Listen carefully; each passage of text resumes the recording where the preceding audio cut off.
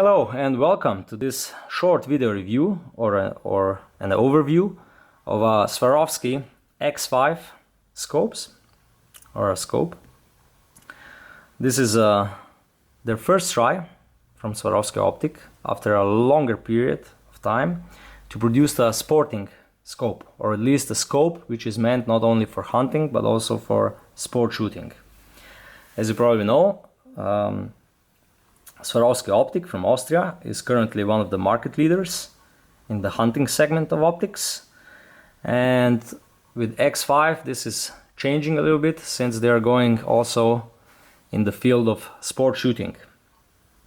This scope was presented at the beginning of 2015 at SHOT Show and IWA Show, and even before the first examples started to rolling out of the factory, Swarovski organized a lot of educational shooting with these scopes for dealers and distributors. So I have tested it already on the range a couple of times, but I will speak about this later. There are two models in this line. One is 3.5 to 18 by 50. The other one is this one, 5 to 25 by 56. These scopes have 5 times zoom ratio, and they still feature 30mm tube, the central tube, so mounting will not be problematic. Even though they have the same tube diameter as the Z6 line, they offer much bigger elevation range.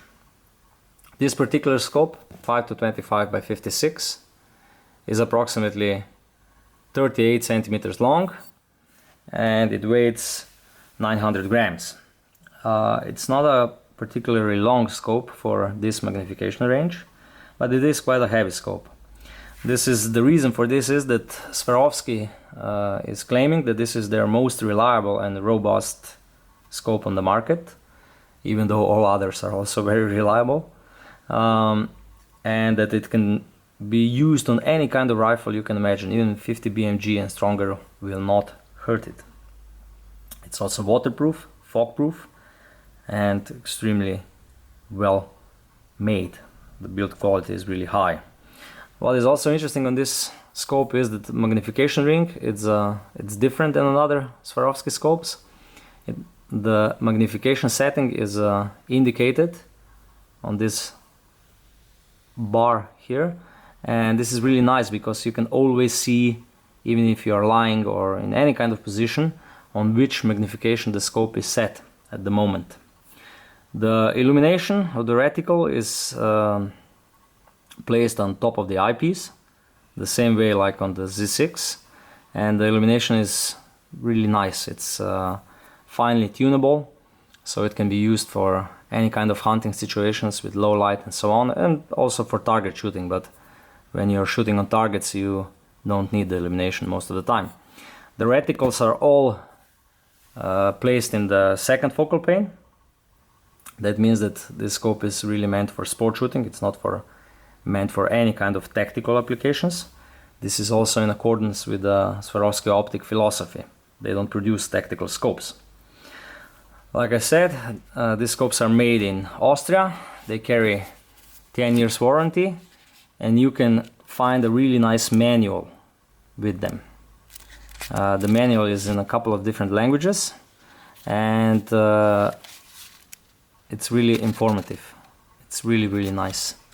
What is also important is that all the features are really nicely explained in all the languages.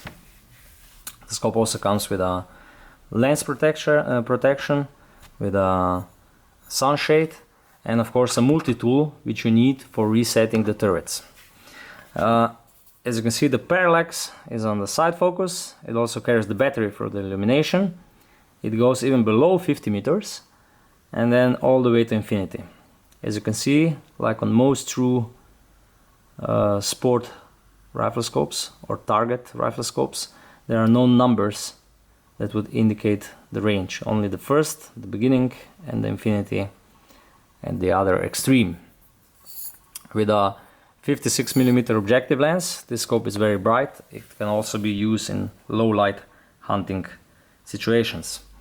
The reticles in the second focal plane have many different designs. Some of them are even similar to Horus reticles, but since these are second focal plane reticles, the use is very complicated on a reticle which has a similar design like Horus. I think that most people will prefer the Plex reticle, either illuminated or non-illuminated. The turrets, this is something we have to talk. They're really different than anything Swarovski produced so far. There is really have been a lot of work invested in these turrets. As you can see, the belly under the tube is really big, and this is due to the new system of positioning the erector spring. It's totally different. It's a patent pending design from Swarovski, and Swarovski claims that this scope should have a really perfect tracking. The turrets are made in a way that clicks are really crisp and really nice. You can order them with two different click values. As you can see, this has a finer click value, 3.5 millimeters and 100 meters, but you can also order the scope in 1/4 MOA clicks with 7 millimeters of an adjustment gradient. These turrets are multi-turn design.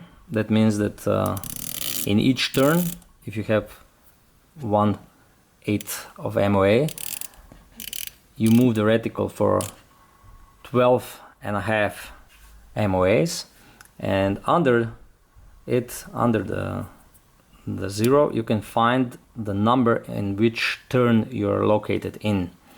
This solution is very similar to Schmidt & Bender solution on their multi-turn tactical turrets.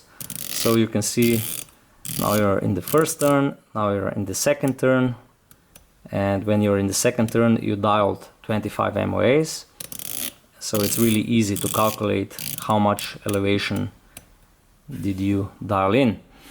The third turn and all the way to six turns. So the turret has 6 turns. What is also very interesting is that that this turret offers zero stop, but when you come to the zero, you have an option to raise this ring on both sides. It's a little bit hard to do, but still, like this, and also on this side. And then you can go below zero. So you still have quite a lot of elevation under zero. Why is this done in this way?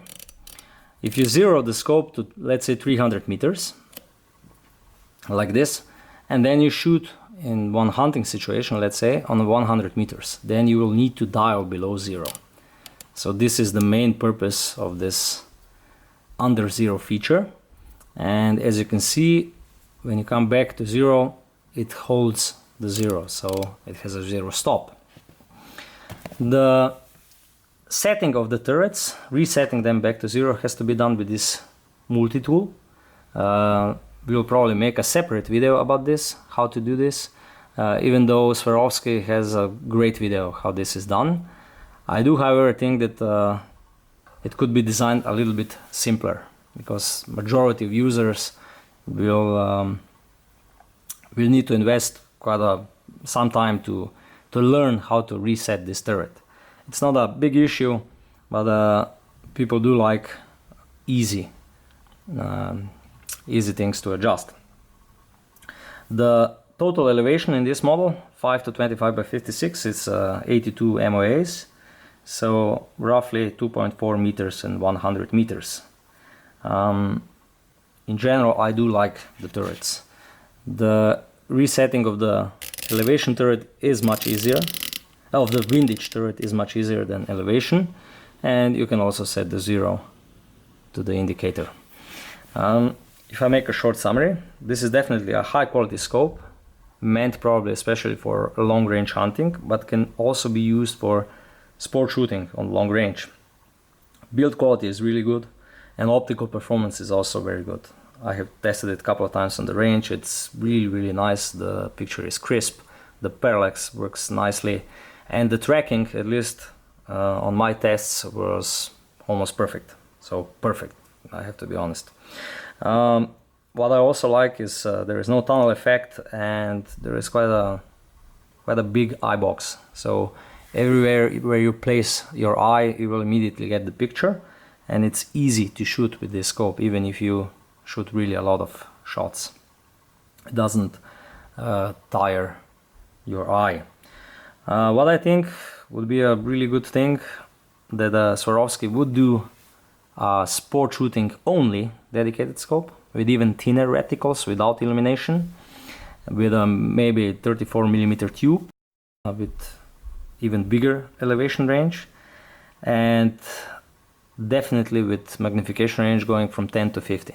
This would be a really great idea, since for someone who is going to hunt with this scope also, this is a perfect choice. But for the customers who don't hunt, who only shoot in for sport, on competitions and so on, they will probably lack a little bit of magnification and a little bit of elevation.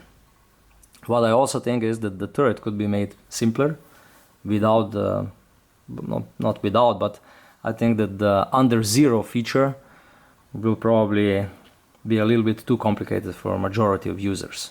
It is much easier if you have your rifle zeroed at 100 meters, and then you have enough elevation to go all the way to 800, 900 or even 1000 meters. Of course, this is not possible to achieve in a 30mm tube, so with a bigger tube the scope gets bigger.